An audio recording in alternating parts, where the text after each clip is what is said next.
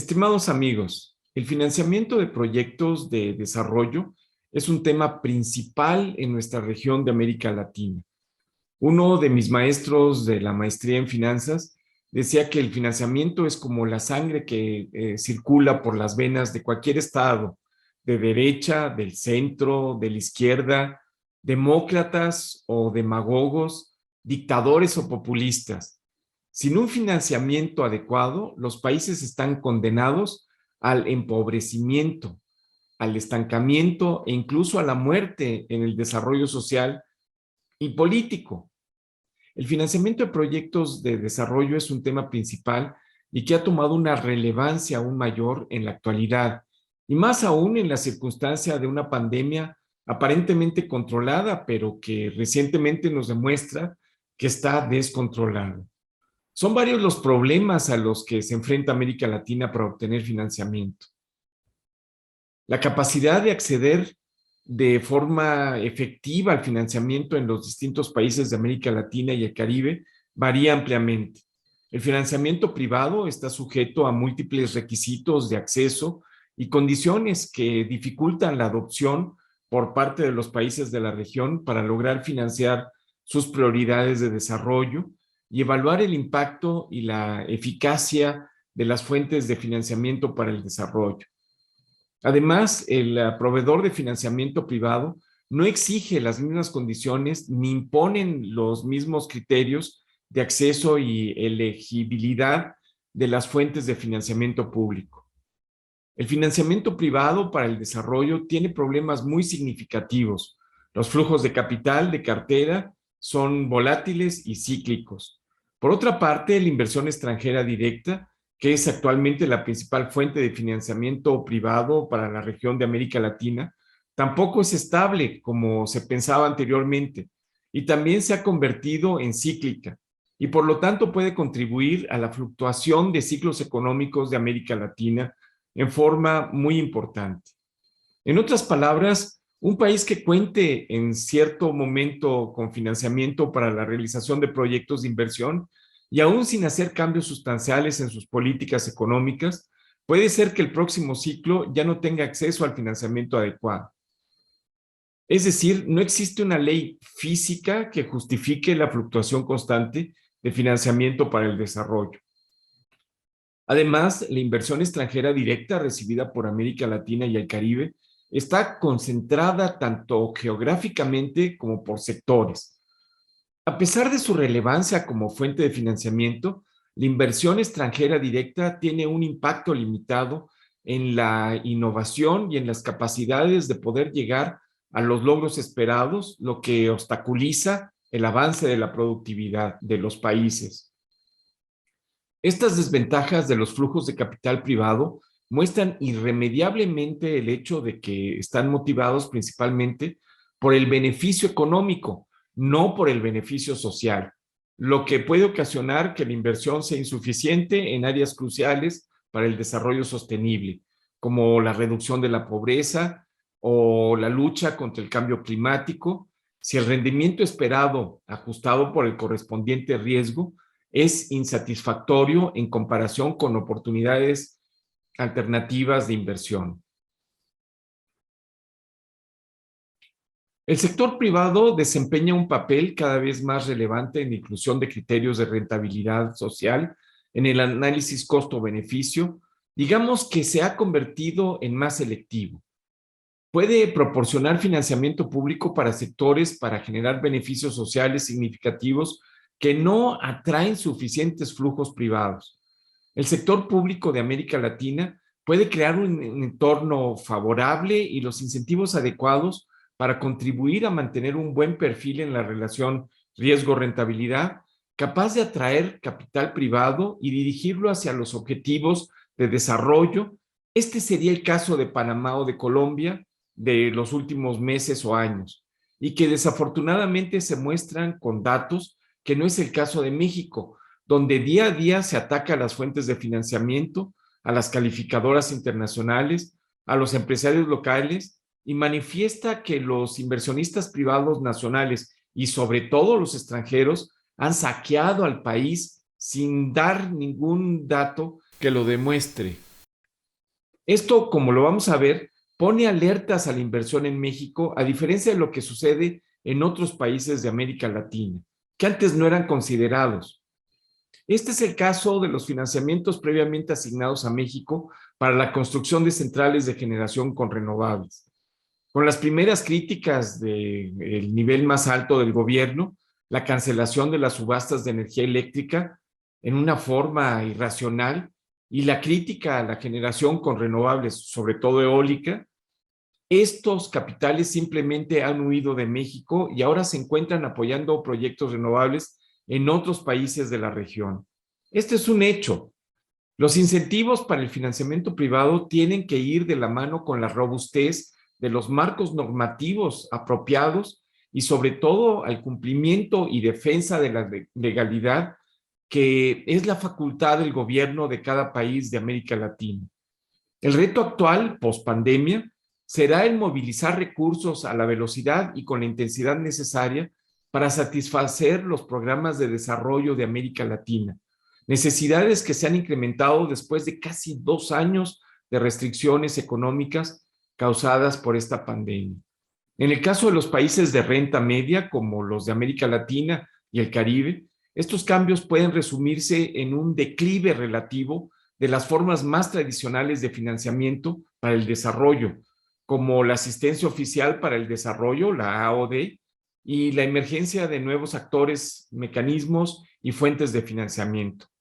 En esta última categoría se encuentran, por ejemplo, los nuevos donantes que no son países miembros del Comité de Asistencia para el Desarrollo, los mecanismos de financiamiento innovadores y los fondos para el calentamiento global, entre otros. Todos ellos desempeñan actualmente un papel más potente y visible para el financiamiento para el desarrollo. Una limitante actual para el financiamiento de proyectos en América Latina es la falta de movilidad en forma eficaz y eficiente para acelerar el progreso hacia un desarrollo sostenible en todos los grupos de ingresos. La realidad es que los países son excluidos de los flujos de financiamiento para el desarrollo por criterios basados únicamente en el nivel de renta per cápita y la seguridad jurídica que representa. Los países de América Latina y el Caribe han adoptado algunas iniciativas de mecanismos de financiamiento innovadores, como los impuestos sobre las ventas de billetes de avión, las subastas o ventas de permisos de emisión, un fondo de seguros soberanos denominados fondos de seguro contra riesgos de catástrofe para el Caribe, por ejemplo, y la facilidad de inversión en América Latina, etcétera.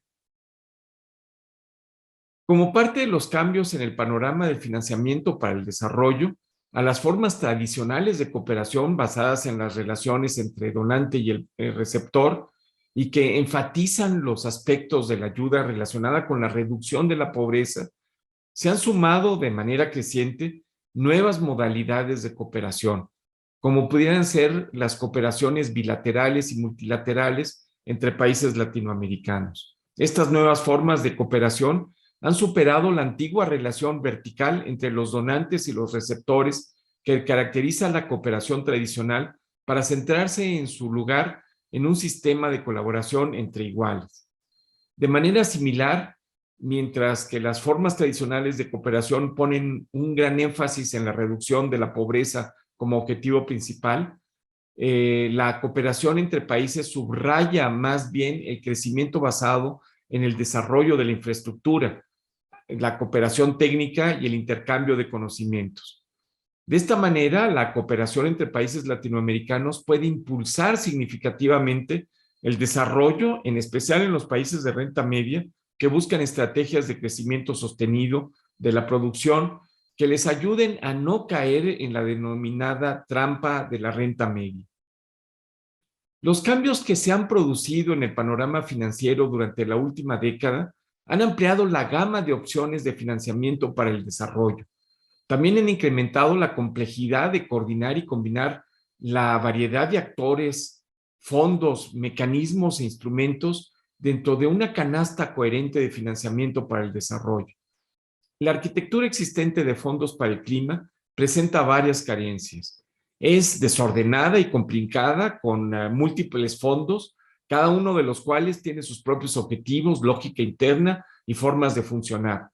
Además, acceder a estos fondos generalmente es difícil para ciertos países pequeños, incluidos algunos de América Latina y el Caribe. El acceso de los fondos para el clima requiere conocimiento específico de los trámites necesarios con los consiguientes costos administrativos y de recursos humanos que en la práctica impiden que muchos países pequeños puedan recibir el financiamiento, mientras que los países de mayor tamaño disfrutan de economías de escala que les permiten beneficiarse con mayor facilidad. La comunidad internacional debe tomar medidas decisivas para afrontar estas características y racionalizar la arquitectura global de financiamiento para hacer frente al cambio climático. El cambio climático se está convirtiendo en un tema cada vez más urgente para América Latina y el Caribe. Además, los costos y el impacto del cambio climático se reparten en forma irregular y desigual entre los grupos con diferentes ingresos. En América Latina y el Caribe, los estratos económicos que menos contribuyen a provocar el cambio climático son los más vulnerables ante sus efectos. Compensar los efectos negativos y especialmente las causas profundas del cambio climático requerirá financiamiento para transformar el actual estilo de desarrollo de los países de América Latina y el Caribe. Tradicionalmente, la movilización de recursos internos en los países de América Latina y el Caribe ha sido limitada y difícil de incrementar. El tamaño de la economía es una restricción significativa para la movilización de los recursos internos. Dada su situación de endeudamiento actual, los pequeños estados insulares en desarrollo del Caribe se encuentran en una posición distinta a la de los países de América Latina y por lo tanto necesitan apoyo adicional tanto a corto como a largo plazo. Para la obtención de financiamiento en los últimos años se ha incrementado la insistencia de mejorar la transparencia y calidad del gasto público para garantizar unos servicios públicos adecuados, avanzando hacia una gestión para el desarrollo basada en resultados y tratando de mitigar la corrupción. Algunos países de América Latina lo han logrado, otros desafortunadamente no lo han hecho. Los bancos de desarrollo regionales, subregionales y nacionales han demostrado con éxito ser una fuente de recursos de mediano y largo plazo a través del financiamiento de inversiones en infraestructura, desarrollo productivo y social y mitigación de los efectos del cambio climático. Tradicionalmente, los bancos de desarrollo se han centrado en movilizar el ahorro de largo plazo hacia la inversión y, en particular, hacia sectores de producción estratégicos, especialmente en la infraestructura. Resulta evidente que los montos necesarios para cumplir los objetivos de desarrollo económico, social y ambiental y preservar los bienes comunes globales exceden ampliamente la capacidad de financiamiento de los flujos tradicionales, incluida la asistencia oficial para el desarrollo. El financiamiento público será insuficiente para esta tarea y más en este tiempo de pospandemia y tendrá que ser complementado con flujos privados que de hecho constituyen el grueso del financiamiento externo que reciben los países de renta media de América Latina y el Caribe. Uno de los principales desafíos es cómo movilizar estos recursos y combinar recursos públicos y privados para maximizar el impacto del financiamiento para el desarrollo. Tenemos el gusto de que el ingeniero José Ruiz haya aceptado nuestra invitación para presentarnos un tema fundamental, el financiamiento de proyectos de inversión en América Latina. José Ruiz se unió como socio de Buenavista Renewables con base en Estados Unidos de Norteamérica, después de trabajar por más de 14 años en el Banco de Desarrollo de América del Norte, el North American Development Bank, en donde fundó el grupo de energía y ocupó la dirección de financiamiento de proyectos. Cuenta con más de 30 años de experiencia en las industrias de energía, agua y finanzas públicas y estructuradas.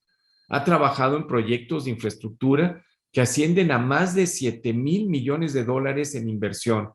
Ha cerrado financiamientos por alrededor de $2,000 millones para el sector público en México.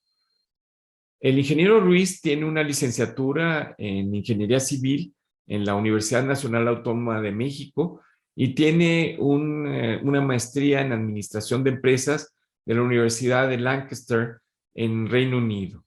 Muchas gracias, estimado José. Bienvenido.